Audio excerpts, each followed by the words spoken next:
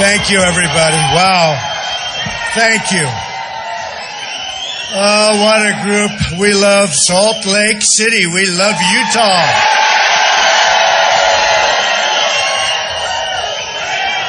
You know, they didn't have me scheduled in Utah. I was going right into Phoenix. And I said, wait a minute. I want to go to Utah. What's going on with Utah? Based on what I see here, we might win Utah. You know, we have thousands of people, really great people, thousands of people outside. Unbelievable. We have speakers set up out there, but you have a better location, I must say that. So we had an amazing Tuesday. We won 5, including the islands. We won 5, and it was incredible. We picked up a lot of delegates. We're moving. And I think, you know, they talk about the convention. I think we get to the convention, it's over. I don't think there is going to be much of a dispute. I don't think we're going to have a lot of dispute. The numbers were fantastic. Illinois, unbelievable. And then, you know, we had, as you know, I had a tough race in Florida. I was facing the future of the Republican Party, Marco Rubio. The future. Well, that's what they said. They said he's the future of the Republican Party. I assume he's not going to be endorsing me. I haven't found that out, but I assume. But we face the future of the Republican Party, folks. Someday you'll get another chance to vote for him, maybe. You know, you never know. You never know. And boy, did we win big. We got 99 delegates, just about the max, and we got 99. We did incredible between Illinois, Missouri. We're still waiting we won Missouri, but we're still waiting for that final count. And, you know, I keep hearing that Cruz has somebody that's a big shot in Missouri, but I don't think Missouri works that way. That's a great place, folks, I'll tell you. So we did fantastically there. We've done great essentially everywhere. Very good in Iowa. Except a lot of, you know, Lion Ted Cruz, what he did. Lion Ted. One of the biggest liars I've ever seen in my life. I really mean it. You know, when he walks in, you know, the evangelicals are with me because they know one thing about me. I'm not a liar. But Ted Cruz, he walks in Bible high, puts it down, and he starts lying. I'll tell you what. Now, he's got a lot of problems. We'll talk about him for a second, but he's got a lot of problems. Number one, in all fairness, look, is he really a natural-born citizen? I mean, give me a break. Give me a break. And here's what's going to happen. I don't think he'll ever get the chance. I don't think they care, and that's why they're not wasting their money yet. Do you notice that Hillary's only focused on me? Only. They talk about Trump. And the last person she wants to be running against is Trump and us. Believe me. So he was born in Canada, lived there for 4 years. He was a citizen of Canada 15 or 16 months ago. He was a citizen of Canada. Can you believe it? He became a United States Senator. And then he said, I didn't know I was a citizen of Canada. Lion Ted. He didn't know. He was a joint. He was U.S. and he was Canada. And, you know, that's not the way it's supposed to work. You're supposed to be born like here. So the first thing that's going to happen if he should luck out, because he'd need a lot of luck. He is really, really far behind. And, you know, he was supposed to win South Carolina, big evangelical base, 68%, and that was going to be his. We won in a landslide, right? And that was right after I was attacked by the Pope, but the Pope came back the next time. The Pope was talking about illegal immigration, and when he found out about what it really represented, he was terrific. The Pope was okay. Fortunately, just before the votes started going, because we never want to take on the Pope, right? You know, we don't want to take him on. So anyway, the evangelicals have been so amazing. Everybody's so amazing. And do I love the Mormons, okay? Do I love the Mormons?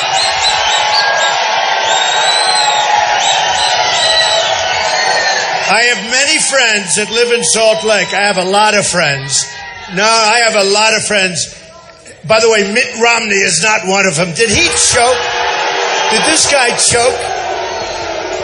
He's a choke artist. I can't believe. Are you sure he's a Mormon? Are we sure? He choked. He choked. It was so sad. He should have beaten Obama. We wouldn't be working. I could be back right now. I could be back working in New York and doing my deals and having fun and being with my family. Ivanka's having a baby today or tomorrow or the next day.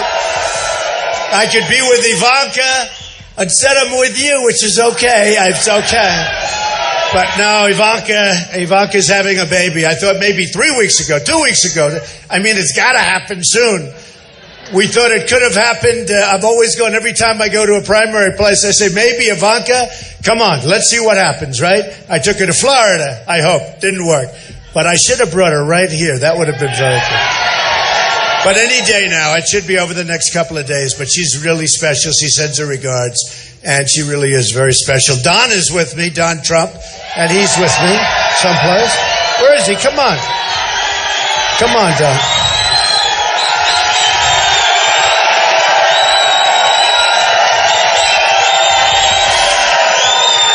See, here's all these reports. He wants to protect his father. You know, it's like one of those things. I have a good son, and Eric is fantastic. They always like to travel. And by the way, outside looks absolutely fine.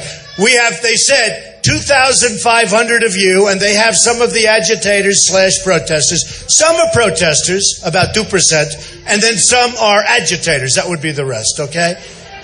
And you know, we have to be allowed our freedom of speech, folks. We have to be allowed freedom of speech. We're not causing any problems. And, you know, if you look at some of the other places we've been, it's been very, very safe. And you'll have a protester or agitator, but stand up and start screaming. Then the crowd screams them down. And, in fact, I wouldn't mind going over that original noise. But then the crowd goes so wild, and all they're doing is screaming, USA, USA, USA. And then you can't speak because it's so noisy. It's incredible. And had I known, you know, we were trying to get a really big place, I feel very guilty. In fact, we'll come back. I promise. We're going to come back.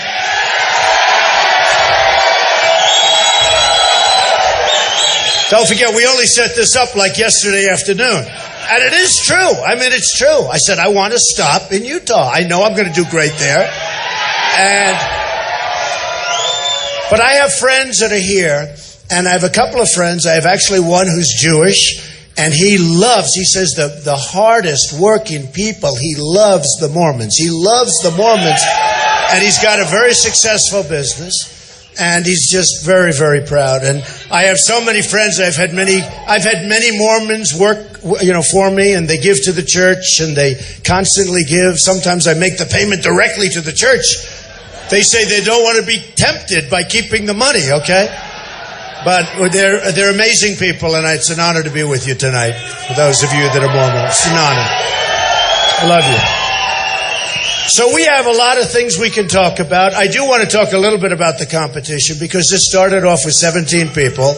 We're now down to 3, or as they say usually on television, 2 1/4. I actually think it's 1 1/2, if you want to know the truth. But we don't have many left. And, you know, they ask me on television, they say, well, maybe you'll start acting more presidential. I say, what's wrong with the way I'm doing it right now, in all fairness, you know? That's, you know, their form of a knock. I could be the most presidential person you've ever seen. The one thing I have to say is you have to knock them out. You know, a lot of people at 17, they were coming at me from different angles. If you're too presidential, you're going to lose. We don't want to lose, right? We're not people that don't know how to close. We know how to close the deal.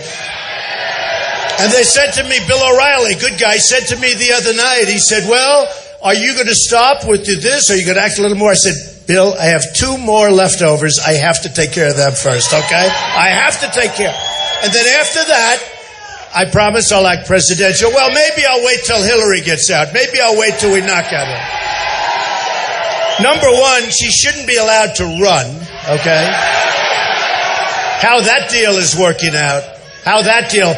And I have to tell you, something just came out over the wires, the Reuters tracking poll. So, you know, we have 4, 5, 6 people, and they're always comparing me like with Hillary, the Wall Street Journal, which has no idea anything about math. They had a thing, Well, Hillary had X millions of votes and you had a little bit less. I had 17 people in my deal. She had Bernie, just Bernie, who looks like he's finished now. You know, I'd love to run against Bernie, but honestly, I'd rather run against Hillary. I must be honest. So, you know, with all of those people, that's a tremendous amount of people. So one by one by one, they leave. This guy, Lindsey Graham, I mean, you ever see a guy like this? He's at 7. He started at 7. I started hitting him. Now, he really hit me. I mean, in all cases, when you say, you guys are a nice crowd, nice looking people. Those lights are bright. They're bright. But in all fairness, they hit me, and you have to hit back. Look at Marco. He hit me. He went for everything he could do. He even talked about these powerful hands. He talked about the hands. And he makes stuff up as he goes along. You know, they're politicians. All talk, no action politicians. They will never take you where you want to be, folks. They're all taken care of with campaign. Look, campaign contributions, 100%. Whether it's the pharmaceutical drug industry, whether it's anything you want to name, they're all taken care of, 100%. And you go up to them and you say, well, who is it? Who's going to be the lobbyist to take care of Ted Cruz? I could give you the name of lobbyists, okay? It's almost like emblazoned on their forehead, the lobbyist's forehead. Cruz. And you go in and they raise money for them, and I'm self-funding my campaign. I'm not taking money, okay? I'm for you. So a lot of things, thank you very much. This is a very friendly group here. I expected a couple of protesters. I mean, I'm sure did any protesters sneak in tonight? Anybody? Huh?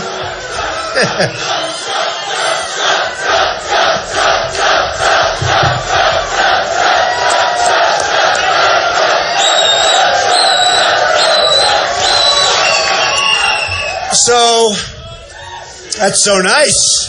You know, I was seeing and coming in, I was seeing that there were some protesters outside. They don't show the 2,000 people that are trying to get in that are with us. They show other people.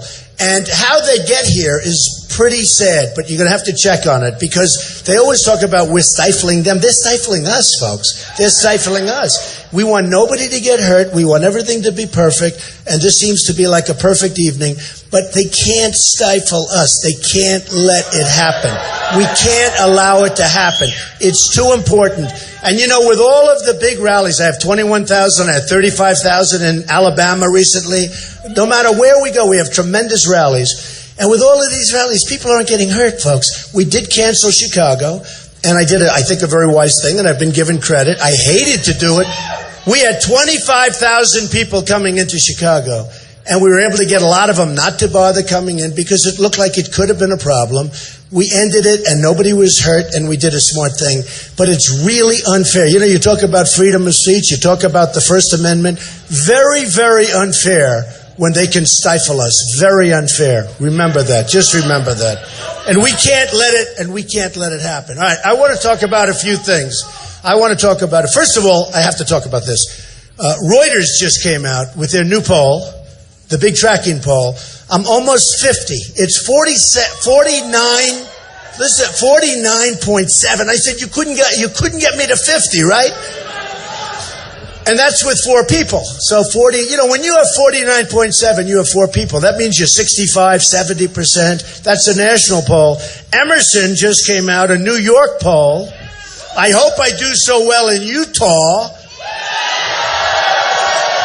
Just came out a little while ago. Emerson, 64% for Trump, 12% for Cruz. And Kasich had 1%.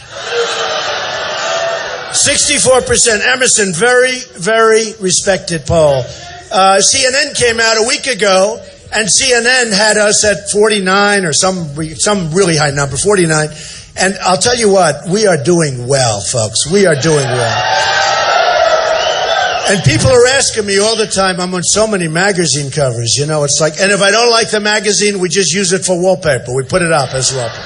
I've been hit on some of them, you know, they say, oh, we want to do a great story. I say, they'll never do a great story. I do it and I'm right.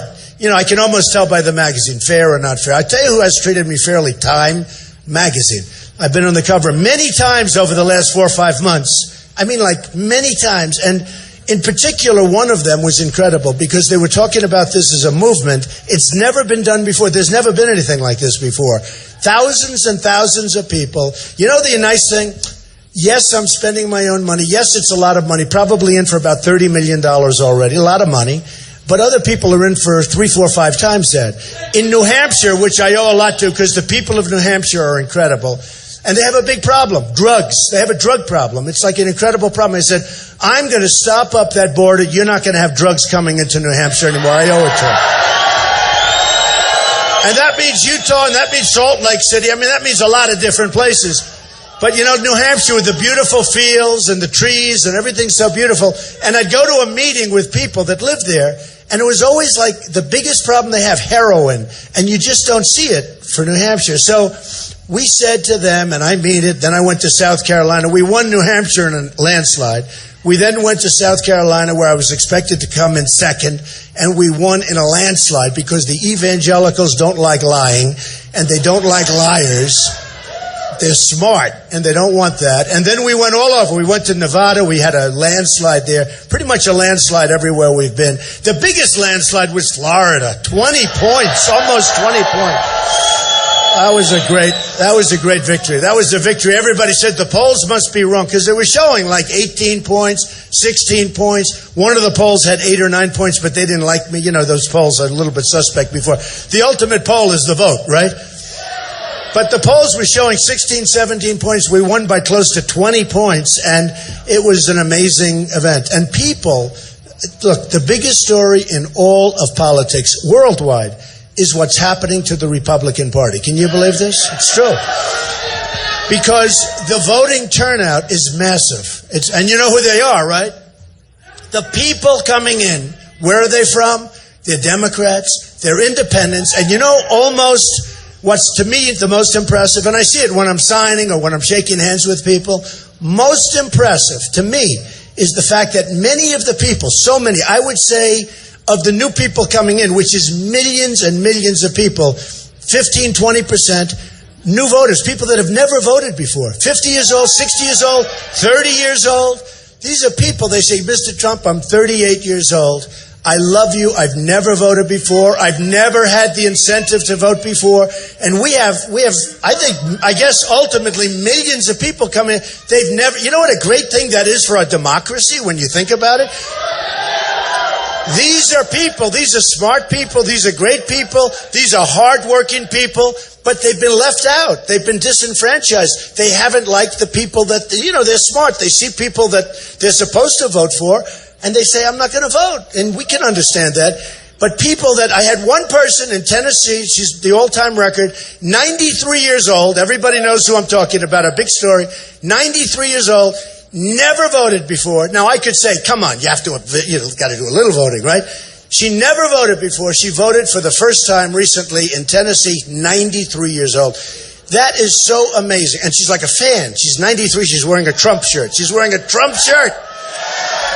So I think it's an amazing tribute to all of us. It's an amazing tribute when they talk about the movement and when they talk about the fact that they've never seen anything like it. And nothing stops us. The other thing they say, and it comes out very strongly in the polls, is that the Trump people are by far the most loyal. They actually say that Trump can do almost anything and they're never leaving. Whereas some guys, if they sneeze, if the candidate sneezes, they're gone. The people are gone. Trump can do almost anything. So I guess there are certain things, maybe not, but almost anything. Thank you, man. Thank you. We love you all. We love you. Thank you. Thank you. Thank you.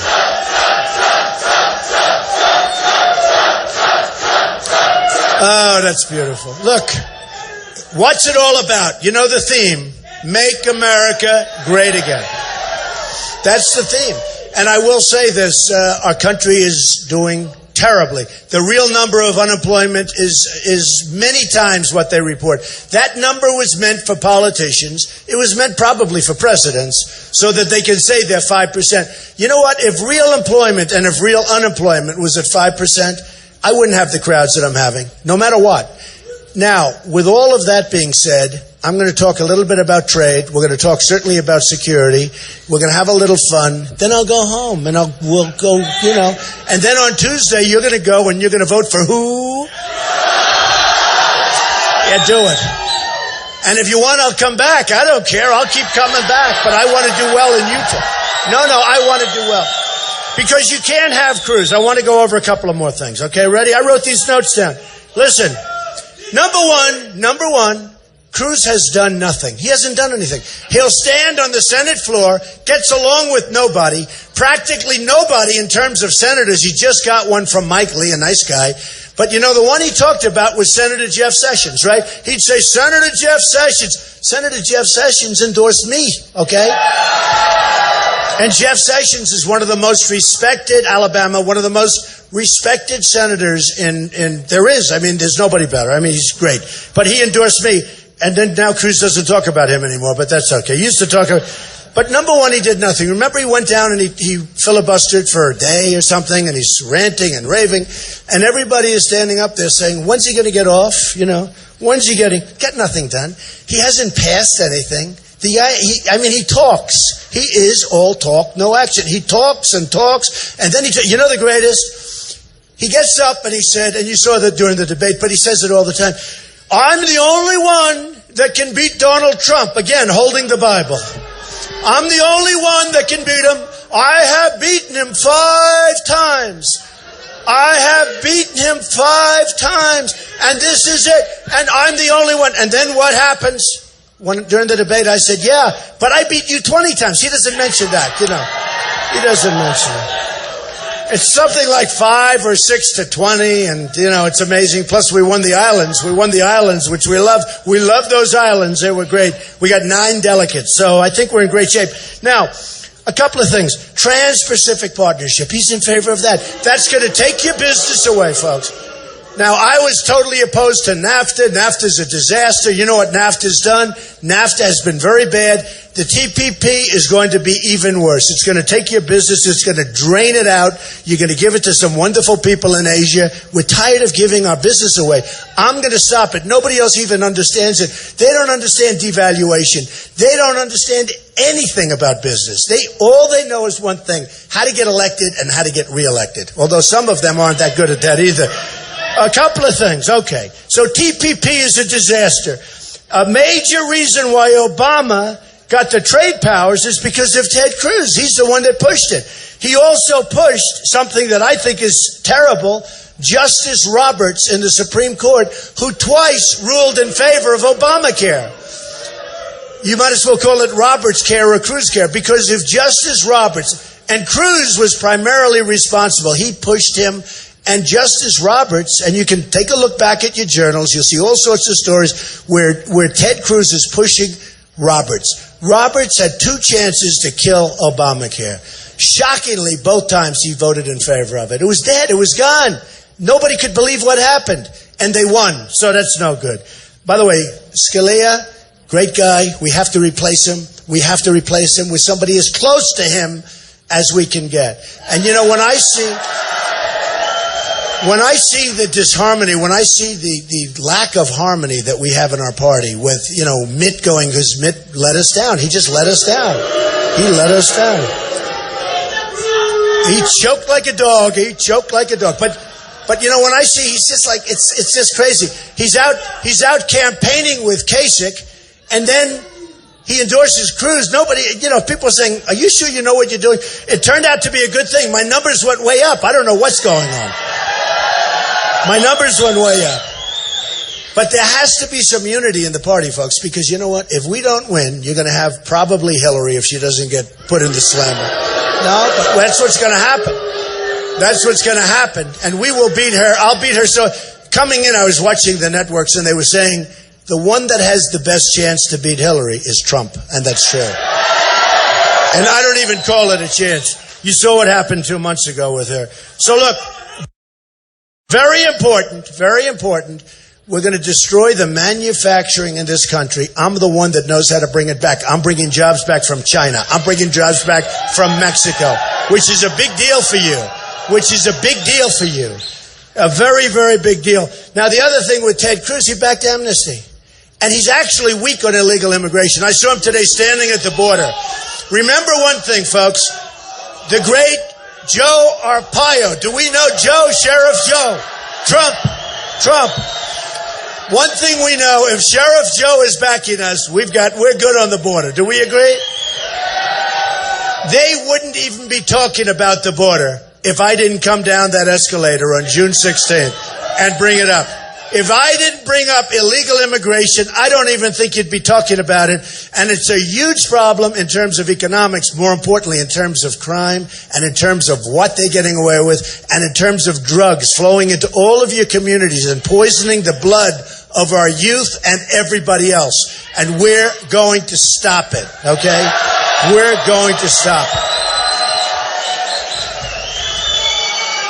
Now, we have trade deficits with China of $500 billion a year. We have trade deficits with Mexico of $58 billion a year. Japan, massive numbers. It's going to end, folks. It's going to end. You can't do that. We can't do it. It's sucking. That's why we have $19 trillion in debt.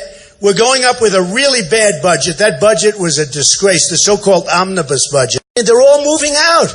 We're not going to have anything left. We're going to have senior citizens' homes where they take a factory. We're not going to have any money because the jobs are all going. They convert the factories like in New England. I love New England, and I was up in New England a lot during the primaries, and I saw so many factories empty, some converted to senior citizen housing. Problem is, we're not converting to jobs. We have to convert to jobs. Utah, the same thing. We want jobs. We want manufacturing. We want it to be like it was. We've let all of that stuff get sucked out of our system, get sucked out, and we don't have the jobs, and the jobs we do have aren't the good jobs. They're the bad jobs. And we're changing it. We're going to have Apple, and you watch, because what they do is currency manipulation in China and Vietnam and lots of other places. We're going to have Apple and many other countries building their product in the United States, not over there. Believe me. Believe me. So, true.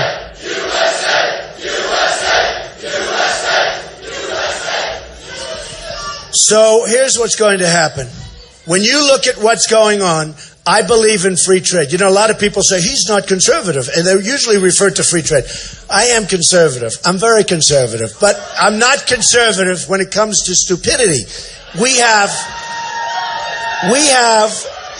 probably the dumbest trade deals in the history of the world ever negotiated. We have rebuilt China with trade.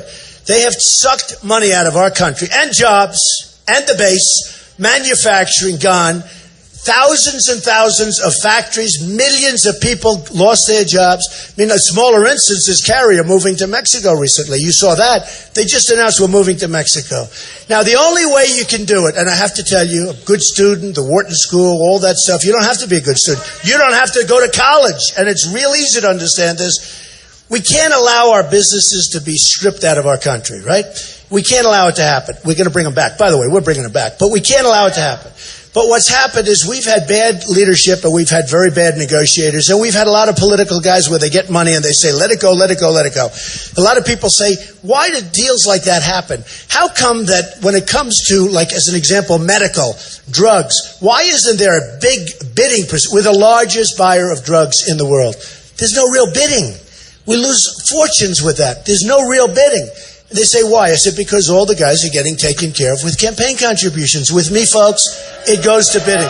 We will say, same thing with the military. You got to see the military procurement, the military bidding. The companies that get the jobs aren't the stuff with the best equipment. They're the ones with the best political contacts. It's going to end. Because we're going to make our military bigger, better, and stronger than ever before. Ever before. And nobody is going to mess around with us anymore, folks. Right now, they're laughing. It's been so depleted.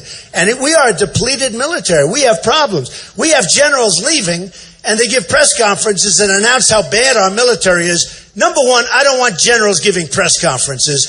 And number two, we're going to make it strong because people are not viewing us the way they used to. Believe me, that I can tell you. The other thing, importantly, we're going to take care of our vets. Our vets are being mistreated.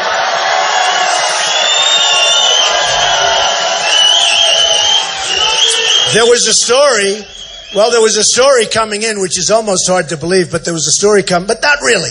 Because when you see the stupid things that are going on, where Hillary Clinton wants illegal immigrants to get Obamacare. Do you believe this? I mean, we're not taking care of our vets. Our vets are waiting in line for 6 days to see a doctor and dying while they're waiting.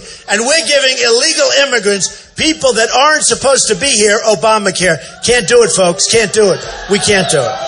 We can't do it.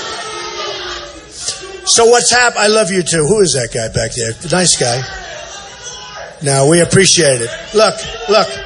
It's common sense. It's intelligence and common sense and heart. We got to take care of our people. We got to take care of our people. Let me just say a few things. We're going to get rid of Common Core. We're bringing education local, okay? Number one, it'll be much better education. And number two, I mean, is there any doubt that local is going to be much better? And it'll also be less expensive, if you can believe it. But we're bringing it to a local level so that the people in the community can take care of their education. We are ranked 30 out of 30 right now. The worst. And yet we're number one in cost. We're going to bring our education locally. We're not going to rely on Washington, D.C. bureaucrats to tell us how to educate kids in Salt Lake City. So we're bringing our education local. And it'll be great, a huge improvement. Number two, we're repealing and replacing Obamacare. It's a total disaster. It's a total disaster. And number three, if you look at it, our Second Amendment is under siege. We are going to be so strong with our Second Amendment. We're not letting our Second Amendment go. So we're going to be very, very strong. That's another one. They're chipping. They're always chipping away. Now they're looking at bullets. Maybe we can't do the guns, we'll do the bullets. Not going to happen, folks. If in Paris they had bullets flying in the other direction, toughest gun laws in the world, if in Paris bullets were flying in the other direction, you wouldn't have had 130 people killed. You wouldn't have had many, many people right now dying in hospitals from that attack. You wouldn't have had it's not even Los Angeles. It's a very nice area, very nice community in California. 14 people killed, many people injured by these two people, radicalized people. They went in, they shot and killed people that gave them a baby shower just a little time before. And you know what? There were no other guns. Nobody had guns except for the bad ones. They had guns. The bullet flew in one direction. You have somebody, if this man right there with that beautiful white hair, if almost anybody, that one right there, if there were a couple of guns strapped onto a hip or strapped around an ankle and those bullets were going in the opposite direction, believe me, it would not have been the carnage that you witnessed with either of these two places. So we have to take care of our people. We have to protect our Second Amendment. Now, when it comes to trade, we're going to start being smart because our country is poor. We are now, if you go to places like Dubai and many, many places, China, you look at the roads, you look at the railroad systems where they have trains, they have the bullet trains that go hundreds of miles an hour. And you go back to New York and our places, they go, they're like from 100 years ago. We have become a third world country, folks, and we're going to change it. We're going to knock the hell out of ISIS because we have to. We have to. We have no choice. I didn't want to go over to Iraq. It was a mistake going over there. It was a big mistake. But now we're there, and we got to get out. And we tried to get out, and Obama got out the wrong way. He announced the date he's leaving. How about that? We're leaving at a certain date. How about that? Number one, who would do that? Can you imagine General George Patton and MacArthur in their graves right now? They're spinning. They would have knocked this threat out in 1 week or less. So we don't do that. So here's the story. We're going to knock it out, and we're going to come home, and we're going to rebuild our country the way it's supposed to be. We're going to put people to work, and we're going to take our jobs back, and we're going to do so much, and we're going to make America so great again. You know, there's a sort of an expression that we had, the American dream. We talk about the American dream. Remember the American dream, everybody? Well, let me just tell you something. With all the rules, regulations, all the things that you people right here are complaining about and putting up with, we're going to get rid of, we're going to bring it down to a modest level. I mean, it's almost like, let's go back 15 years. But we're going to take the American dream and we're going to make it great again. It's not great right now. We're going to make the American dream great. You know, you can't have a real American dream without education. So that's what we were talking about. We're going to bring education back to a high level. Right now it's Norway, Sweden, Denmark, China. All these places, they're the top. They don't spend anywhere near what we spend per pupil, but they're the top. So we're going to come back and we're going to bring the American dream back. We need education to do that. Very, very hard to come up with the American dream without education. So we're going to get it done. And here's the thing. Look, when I hear a company like Carrier is moving to Mexico and losing its entire group of people, there's only one thing we can do, folks. We should say, lots of luck. I hope you enjoy your stay. But every time you make a new air conditioner in Mexico or wherever you happen to be going, when that air conditioning unit comes across the border, which now will be very strong, because you know why it's going to be strong? We're going to build a wall, okay? We're going to build a wall. And it'll be a real wall. And by the way, it will be paid for by Mexico, and they understand that. We're not paying for it.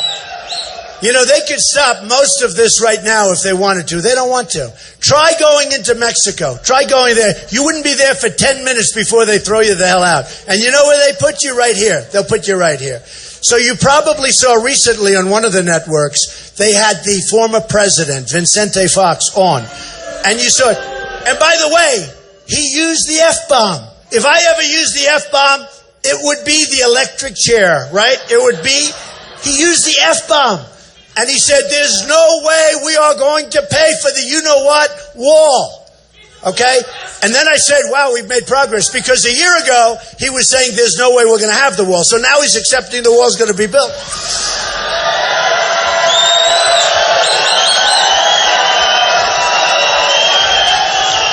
But these guys that I'm against, so thank you. These guys that I'm against, you know, the final three, we call them, right? The guys that I'm now against, they ask me, you can't get, and they actually tell me, you can't get Mexico to pay for it. Of course I can. How can you do that? All you have to do is look at the trade deficit. We have a $58 billion trade deficit. The wall is going to cost $10 billion. Is there anybody in this room that thinks we're not going to get it? If I'm president, I guarantee you, they will pay, and they'll be very, very happy about it, okay? They'll be very, very happy about it.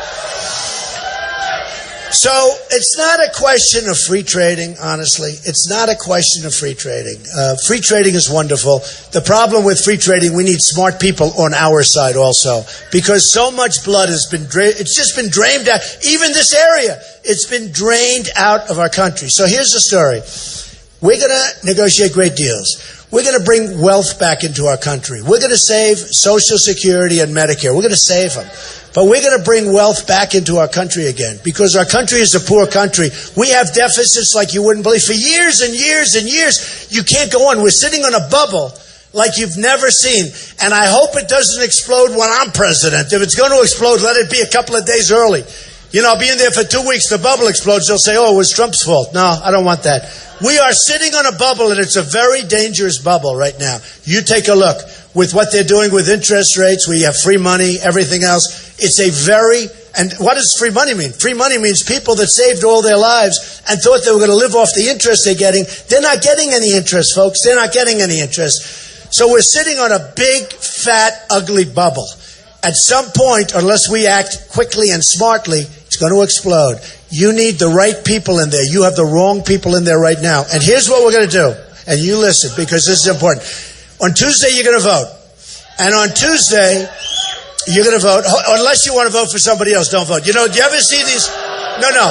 You ever see these politicians where they say, on Tuesday you're going to vote? And it makes no difference if you vote for me or anybody else. But, to me it does. If you're going to vote for somebody else, don't vote, okay? Don't vote. But on Tuesday, you're going to vote. And you're going to remember in 2 years from now, and in 4 years, and in 10 years, and in 20 years, you're going to remember this evening, this beautiful evening, beautiful outside. Everyone's there's a lot of love. There's even some love for the protesters. Do we have love for the protesters? You know what? Honestly, they're doing their thing, okay? They're doing their thing. Whatever, I don't quite get the thing, but whatever it is, they're doing their thing. But let me just tell you, I do have love for the protesters, and I have love for the people standing outside, the thousands of people that wanted to get in here. I love you people out there. I love you.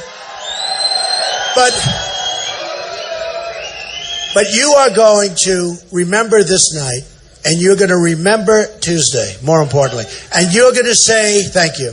You're going to say to yourself, in a couple of years, and in a long time from now, you're going to say that was one of the most important votes I ever made, and was one of the great evenings of our lives.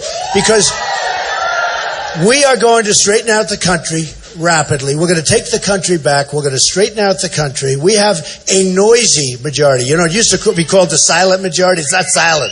It's noisy as hell because people are angry, and we're not angry people. I'm not an angry person, but we're angry about the incompetence with which our country is run. Is that a correct statement?